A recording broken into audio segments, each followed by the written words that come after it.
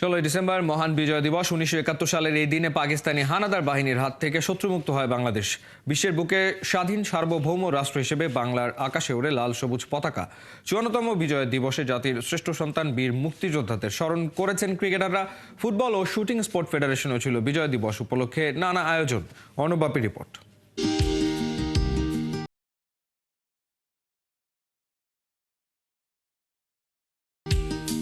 অন্ধকার ডিঙিয়ে নতুন সূর্যের হাসি এই বদ্বীপে 53 বছর আগে দীর্ঘ 9 মাস রক্তক্ষয়ী যুদ্ধের পর 30 লাখ শহীদের রক্তের বিনিময়ে 1971 সালের এই দিনে পাক হানাদার বাহিনীর আত্মসমর্পণের মধ্য দিয়ে বিজয় লাভ করে বাংলাদেশ।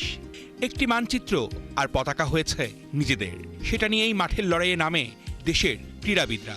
বিশ্বমঞ্চ থেকে ছিনিয়ে আনে গৌরব। বিজয় দিবসে বাংলা টাইগার্সের ফেসবুক পেজে শুভেচ্ছা বার্তা দিয়েছেন সাকিব আল হাসান। লাখো শহীদের রক্তের বিনিময়ে আমরা পেয়েছি বাংলাদেশ। এই বিশেষ দিনে সবাইকে জানাই বিজয়ের শুভেচ্ছা। বিজয় দিবসেই দেশকে বিজয় উপহার দিয়েছে জাতীয় দলের ক্রিকেটাররা।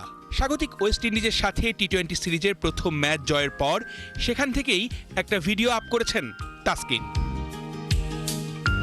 রাজনৈতিক পট পরিবর্তনের পর থেকেই আড়ালে মাশরাফি। তবুও এই মহান দিনে জাতীয় ক্রিকেট দলের জয়ে অভিনন্দন আর বিজয় দিবসের শুভেচ্ছা জানাতে ভুল করেননি তিনি। তামিম ইকবালও বিজয় দিবসের শুভেচ্ছা জানিয়েছেন দেশবাসীকে। মাহমুদুল্লাহ রিয়াদ তার ফেসবুক পোস্টে 71-এর মুক্তিযোদ্ধাদের পাশাপাশি শ্রদ্ধা জানিয়েছেন জুলাই আগস্টের শহীদদের। বিজয় দিবস উপলক্ষে মুশফিকুর রহিম তার দেয়া বার্তায় সবাই মিলে দেশকে এগিয়ে নেয়ার দীপ্ত পদক্ষেপের কথাই বলেছেন।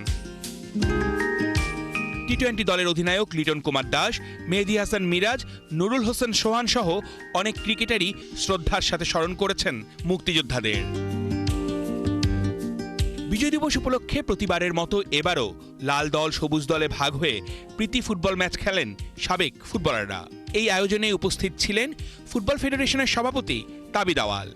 বিজয় যখন অর্জন করেছি 1971-এর সময় ডিসেম্বর মাসে, সেখানে কিন্তু সকল 8 কোটি বাঙালির বিজয় ছিল।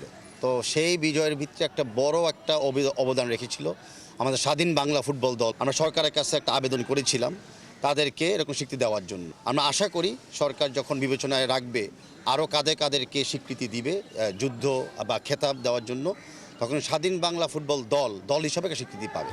নানা আয়োজনে বাংলাদেশ শুটিং স্পোর্ট ফেডারেশনও পালন করে মহান বিজয় দিবস। অর্ণবাপী, 71।